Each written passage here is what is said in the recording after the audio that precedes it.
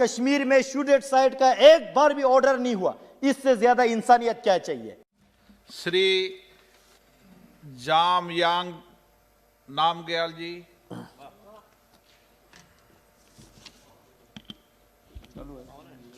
धन्यवाद अध्यक्ष महोदय। मैं महामहिम राष्ट्रपति जी के उद्बोधन पे धन्यवाद प्रस्ताव के समर्थन में खड़ा हूँ। अध्यक्ष जी,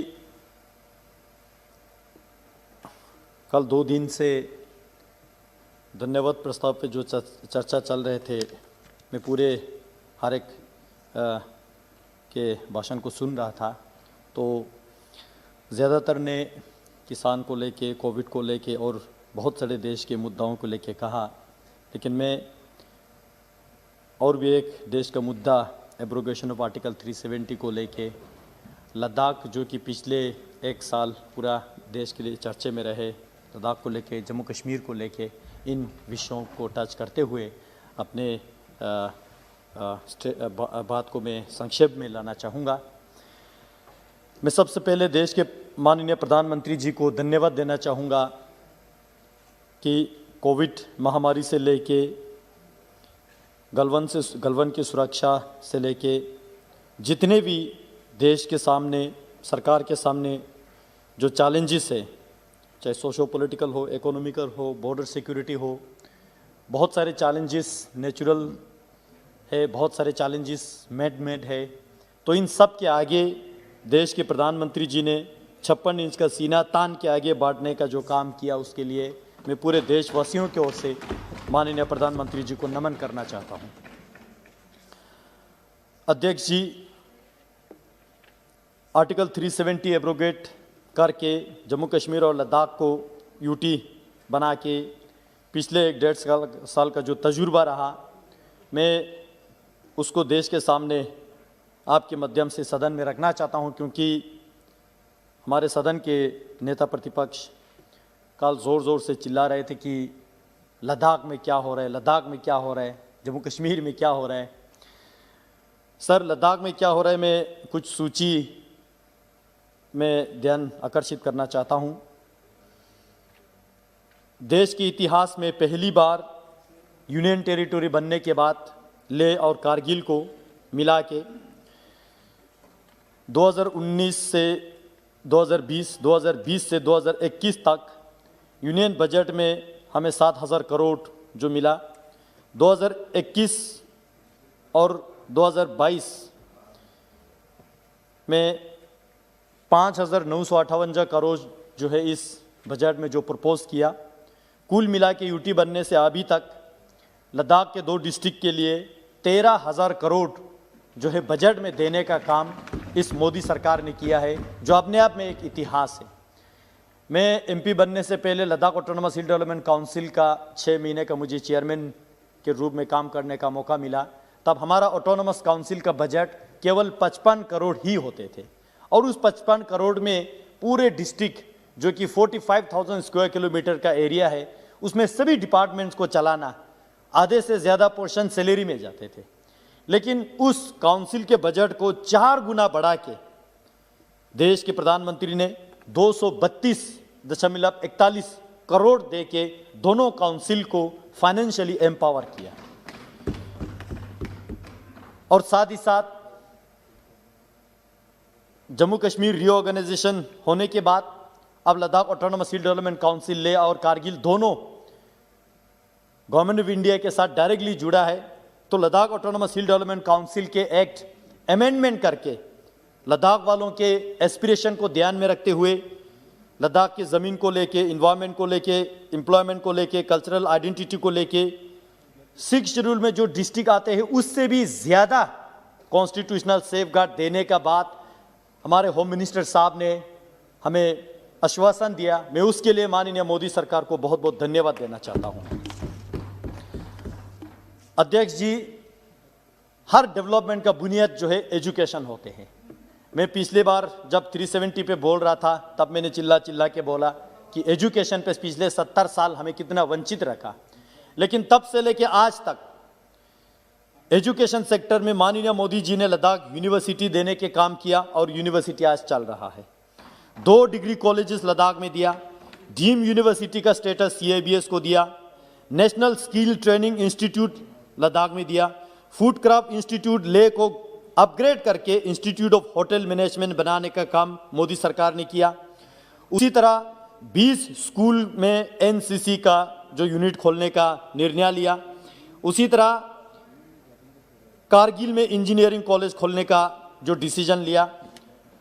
इसी बजट में लद्दाख के लिए central university of Ladakh Leh में बनाने का जो घोषणा किया, इतने मेजर स्टेप जो है इसी 1 साल में हमें देखने को मिला। इसके लिए मैं माननीय मोदी जी के सरकार को धन्यवाद देता हूं जी।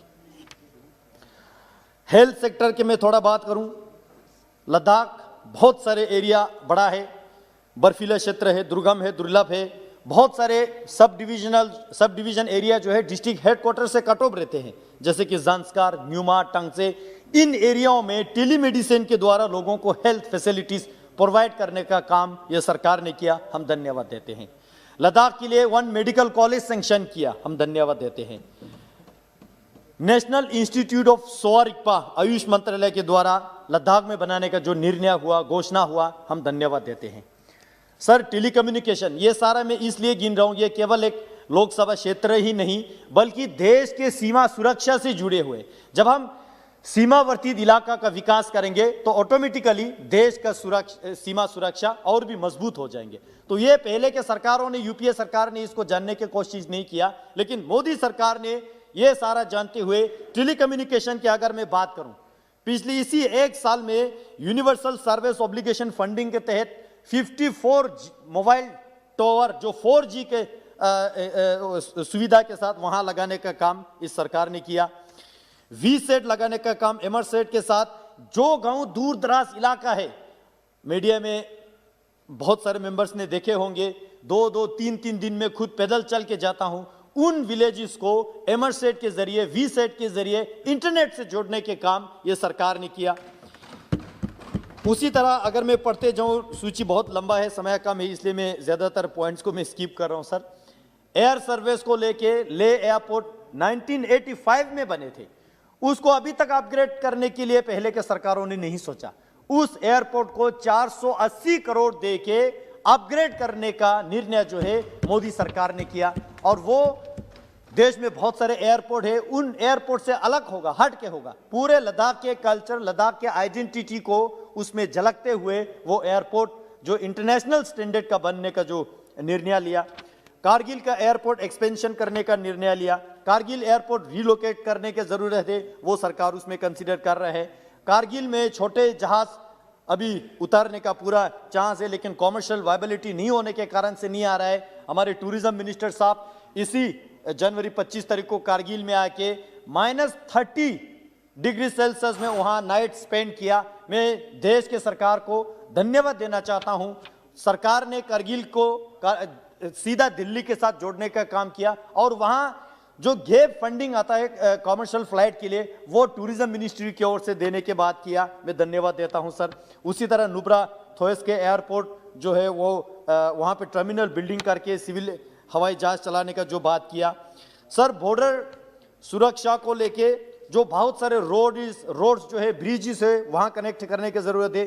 जोजिला टनल जो कश्मीर और लद्दाख को 12 महीना जोड़ने का जो काम जो है मोदी सरकार कर रहा है। मैं आज के बता रहा हूं, -30 डिग्री सेल्सियस में वहां पे हेवी बर्फ जो स्नोफॉल होते हुए वहां पे आज भी काम चल रहा है। पहले सरकार का मानसिकता यह था कि वहां पे ये काम करने का सीजन नहीं है, ठंड होता है, लेकिन ये सरकार ने वो मानसिकता चेंज करके -30 डिग्री सेल्सियस में वहां पे टनल निकालने का जो काम आज हो रहा है, मैं इसके लिए धन्यवाद देना चाहता हूं। न्येमो पादुम दर्चा रोड 3 साल के काम जो है पिछले 3 महीने में करके जो लेह से ज़ंस्कार सीधा 8 घंटे में कनेक्ट होने के काम जो है ये सरकार ने किया। ये सारा इसलिए बता रहा हूं क्योंकि ओपोजिशन के लीडर कल पूछ रहे थे कि लद्दाख में क्या चल रहा है, ये जानना बहुत जरूरी है। Sir, Shinkula tunnel, Takalangla tunnel, Lachunglo tunnel, सारा DPR बनने का काम हुआ है। मैं मोटे मोटे पॉइंट पढ़ रहा हूं सर। उसी तरह टूरिज्म को लेके बहुत सारे जो विस्तार कर रहा है, होम स्टे को प्रमोट कर रहे हैं, नया ट्रैकिंग रूट्स खोल रहा है, नया जो है कारगिल को टूरिज्म की दृष्टि से प्रमोट करना बहुत आवश्यकता है, वो हो रहा है। क्योंकि देश में एक ऐसा परसेप्शन बना रखे है कि कारगिल माने वार जोन। ऐसा नहीं है सर, कारगिल वार जोन नहीं है, कारगिल पीसफुल टूरिस्ट डेस्टिनेशन है। ये परसेप्शन बदलने का काम हमारे टूरिज्म मिनिस्टर प्रहलाद साहब ने वहां आके जो नेशनल टूरिज्म डे कारगिल में मना के ये सरकार ने दिखा दिया है कि कारगिल हम कहां लेके जाना चाहते हैं। मैं इसलिए देश के सरकार को धन्यवाद देना चाहते हैं। सर, युवा और खेल के संबंधित थोड़ा बोलूंगा, फिर मैं जम्मू कश्मीर धारा 370 इंटरेस्टिंग पॉइंट पे आऊंगा। सर, माननीय सदस्यगण, आपको 10 मिनट हो गए बोलते हुए। सर नहीं हो सर, आप 1 मिनट में अपनी बात कर। मैं संक्षेप करता हूं सर। चलो ये सारा पॉइंट में स्किप करके सर, माननीय सदस्यगणों से आग्रह कर रहा हूं कि वो अपनी बात को घड़ी में देखकर 5 मिनट में अपनी बात को समाप्त कर दें।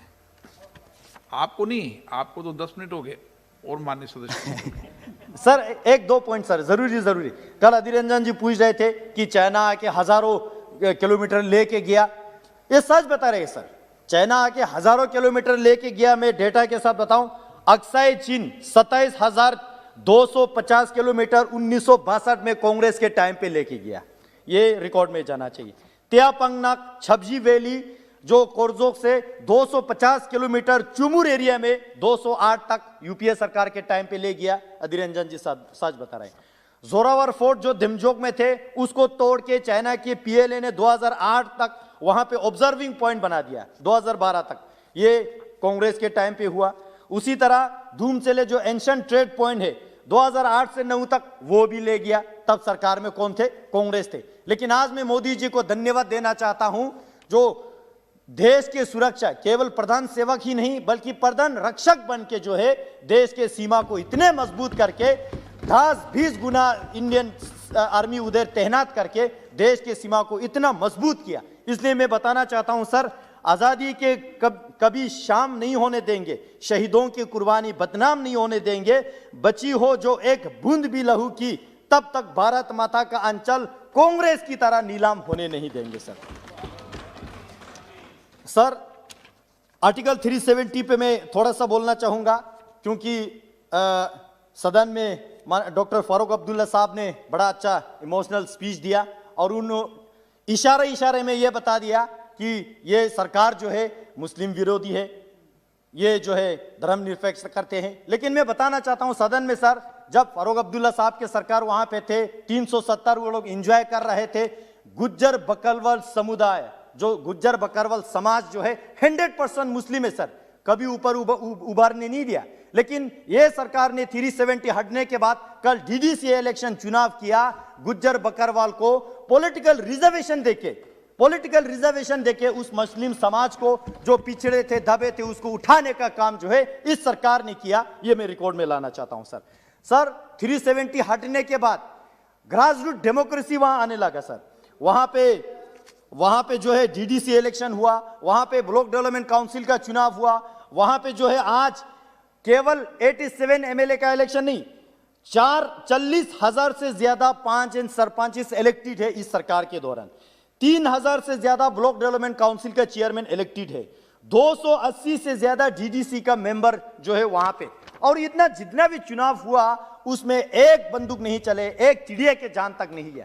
वाजपेयी साहब कहते थे जमहूरियत, कश्मीरियत और इंसानियत, इससे बढ़िया जमहूरियत हमें क्या चाहिए।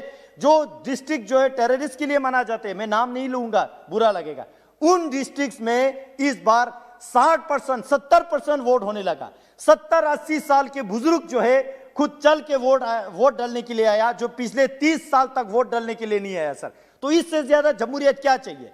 इस सरकार के दौरान कश्मीर में शूट एट साइड का एक बार भी ऑर्डर नहीं हुआ। इससे ज्यादा इंसानियत क्या चाहिए, इससे ज्यादा जमहूरियत क्या चाहिए, इससे ज्यादा कश्मीरियत जो पीसफुल और क्या चाहिए। जो अटल जी ने जो हमें मार्गदर्शन दिया उस पे माननीय मोदी जी के सरकार चलने का जो काम कर रहा है सर, मैं एक जरूर ध्यान आपके आकर्षित करना चाहूंगा।